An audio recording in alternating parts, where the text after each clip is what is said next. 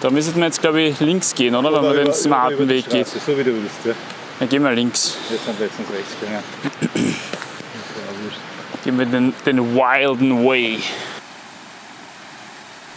Yeah, what is up everybody, Manny here, welcome back to the channel. I hope you're strong and healthy somewhere out there. I wanted to use the opportunity to take you out on a little outdoor adventure. It was a nice day, epic day here in Austria, back home. We had some pretty warm days recently, a lot of snow melted and the weather opened up for some outdoor climbing. So we used the opportunity and got our hands on this beautiful crag Weiße Wand in the area of Mixnitz. And I managed to get a flash done, which is of this particular route. It's called Zirgen und Zern, it's a 7A+. And I wanted to narrate this flash a little bit for you because it's quite interesting in terms of flashing strategy, but also I found two situations actually in this route where it's probably a little bit better when you're on the shorter side. And this is, in my experience, well, I'm on the shorter side, I'm 173 centimeters tall and got a +1, maybe +2-ish ape index or something on good days. So I complain about big moves a lot. Yeah, it's in this searching for excuses to not get things done or failing on-sites or failing flashes, right? We complain about heights and stuff like that a lot. But here in this route here, I couldn't complain actually, because there was two opportunities or two situations where it was actually significantly better, I think, to be on the shorter side. And I find this to be quite rare actually, especially in this kind of terrain, limestone, a little polished, blank situations, vertical climbing as well, okay, blank climbing and then a few couple holes here and there. So this can be, especially in vertical terrain, that you get sorted out quite quickly if you're on the shorter side, because if you just simply can't step the low footholds, well, you gotta step the nothing that's in between, and that's often just impossible. But yeah, here we got the first interesting situations because we got these two pockets here, really good pockets. There's one on the upper side, one on the lower side. And I was belayed by Alex here, who went for the upper one first with left, matched on the lower one, and then kept continuing with left for the big move. But I saw that he was already pretty stretched out, and he's 1 meter and 86 centimeters. So for me it was quite clear, okay, I gotta do it the other way around. Both pockets were good anyway. I took the lower one with left first, then with right crossover into the upper one, and then big move with left again. And that's actually leading us into the first crux of this really beautiful route. As you can see, beautiful day, climbing in the sun, man, shirtless. Oh, such a beautiful day. Restoring some vitamin D. So now the route traverses to the right quite a bit. And as you can see, I'm searching for a foothold here. I'm quite stretched out already. It's clear for me that I have to bump probably for this big good hold that is much more on the right. And here I'm just simply going for it, no big deal.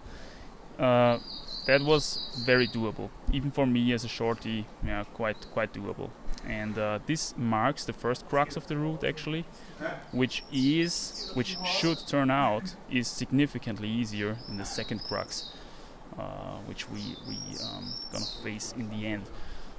Quite overexposed here. Let me see if I can fix that. Okay, there we go. So now we're climbing up after this first crux into a rest. And this is actually where the shorty versus longy thing comes in, okay? So as you can see, I'm searching my way into this rest here. Yeah, the birds are chirping. On the left you can see the whole route, and yeah, that puts us basically at 50% done when it comes to this route. And that's how this route is kind of organized. You've got this little, quite easy entrance, then you've got the first crux with a couple big moves but on good pockets. So if you know what to do here, you're not gonna fall there. And then you stand up into this rest here, and I'm trying to make the best of it. First getting the clip in, obviously. And then I am trying my best to squeeze myself into this little inwards belly here that is a little more on the right. It's kind of weird because it's a little overhanging and not popping out. But here, as you can see, I managed to find a balancing situation where I'm able to make this situation a no hands rest essentially. And this is what I wanted to mention with regards to the first situation, where it's actually better sometimes to be a shorty. And that is if you've got these weird inwards bellies. Sometimes you can also sit in them. Sometimes you can make a knee bar in them, or kind of lean your head even against a wall or something, and make out of these situations no hands rests. And very often it is easier to do that for shorter people. Well, why? Because the big guys, they have bigger upper bodies, bigger legs. Sometimes their legs don't fit into the knee bars. Well, the knee bars is a bad example maybe, because, well, then there is knee bars which fit the big guys better, right? But with these inwards bellies, and to make out of them no hands rest and kind of cramp yourself in them and stuff, you gotta be either very, very flexible if you're tall, or you gotta be just simply a little bit on the shorter side. So now we're climbing out of this little rest here, back into the sun. Couple of really nice moves on quite good holds. So in terms of, although we're looking at quite, what should I say, very natural limestone here, yeah, very natural white grayish limestone, which is usually very, well, especially in vertical terrain, it's very rather small holded, yeah, at least here in Austria. This is kind of atypical for this kind of limestone, I think, because it's quite good holds all the way, deep pockets and big sharp jogs even sometimes, especially as you're climbing out of this rest here. As you can see, I get another opportunity to shake out here, and it's very cruxy like that, yeah. So essentially at the very end, at the very last 3 meters of the route or something, this style completely stops, and you get the actual kind of small holded, crimpy, slopey, a little bit greasy type fish of white limestone, and of course that makes instantly the crux of the route, yeah. So here I'm corresponding a little bit with Alex, who put the draws on his attempt before, because I was not sure if I should go first with the right hand, as you can see me try here, but because there were also two really good looking holes to the left of me, which I'm touching right now. But I figured, it's probably better to use them as footholds later on, and keep climbing on these, keep climbing upwards a little more to the right, and only use the good holds as footholds later on. And again, I'm corresponding here with Alex, how he did it, how good the holds really are and stuff, and this is incredibly important if you're on flash attempt. This leads me essentially to the flash strategy part that I also wanted to touch on during this narration. And that is obviously that you should always correspond with your belayer, with someone who put the draws on. Ideally, he put the draws on for you. Ideally, he also knows a lot about the route, yeah. But the thing is, if there is size differences, like your belayer is a lot taller, your first trier is a lot taller than you, and you gotta take this into account, obviously, yeah. So with Alex, we had this situation before in the first crux, that I had to cross these big pockets, or at least that made it a lot easier for me, I think. And that's why it's also important to have to watch your first trier, how he does, and if he's very tall and he's already stretched out, well, that's meaning for you. You gotta find a different solution. So here I'm essentially resting before the last crux, and now I'm corresponding a lot with Alex as well, because it's kind of hard to see now what has to be done. There is two quite good crimps right above of me, where the sun hits the rock here real nicely. Then there is a slopey hold with a tick mark to the right up of that, a little bit in this dihedral. I think I'm checking it out here. I'm grabbing these two edges now, these two crimps with left, seeing, okay, they're both quite bad. So here I climb back instantly into the rest, because you've got all these good holds up until this point. Your fingers are not really used to crimping down on something this small. So here it's very important to use the effect of this activation potentiation effect that I've mentioned previously. If you're in a joggy rest like that, you wanna put some artificial stress on your fingers by crimping some stupidly small edges in your area, just simply to wake your fingertips up. Yeah? This is what I was doing here as well, trying to prepare myself for this last crux. It was very obvious this would not be joggy. Yeah. Bang. First crimp with left, I'm going for the right one. Then big lock off into the slopey side pull kind of hold. Very high right foot. And here is a very nice opportunity for a drop knee in this dihedral for the left foot here, as you can see. And now I'm actually grabbing into this stupidly bad crimp there, trying to somehow make it holdable. Yeah, but I'm doing a mistake here, which we're going to talk about in a second. I was touching this thing and thinking, okay, you know what, I can never move from this thing. But Alex is mentioning here that I should step a different foothold for my right foot. And this is exactly what is my mistake here. Alex actually belayed Thorsten on a previous session there on the Weiße Wand. And Thorsten managed to do this single move. Yeah, here I'm essentially telling Alex, okay, that's never the correct solution, because for a 7A plus this feels much too hard. And Alex tells me, yeah, Thorsten was able to do the single move, and he stepped a different foothold with his right foot. So,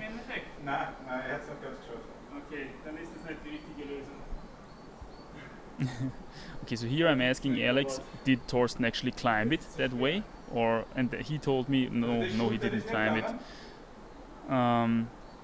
And that made me believe that, okay, there is actually a different solution for this thing, because probably there is a different solution for this thing, because if Thorsten can't climb it and it's really 7A plus, then there is some kind of trick to it probably that Thorsten didn't find. And as we should find out at the very end, there is actually a trick.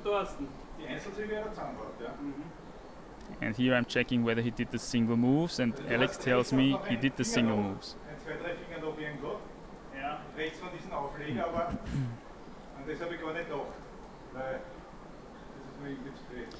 So here we again tap into flashing strategy. Yeah? I know how strong Thorsten is, I know how tall he is, I know what kind of wingspan he has. And just by knowing that he did the single move, but he couldn't really complete the route, I know, okay, this is going to be bouldery as F. It's going to be a super hard move, most likely. And it's going to be so limit that Thorsten did not make it from climbing out of this rest, which is quite good. Yeah, it's quite good of a rest. Also Thorsten sagt, dass du hast nur für eine Hand dort Platz. Du kannst nicht wirklich gut, du kannst nicht schön umgreifen. On the target edge, which you have to get from this left Gaston, you kinda have to cross over and you get a target edge there. You've got place for only one hand. And this is also crucial because I was thinking about maybe you have to go with the left hand to this edge, yeah? And not cross over. But now I also know, okay, there is only spot for one, there's only space for one hand. I have to go there with the right hand. So here I'm speeding up the rest a little bit because I wanted to save some time essentially until I go for the final push. And we're gonna finally see how I did it in the end.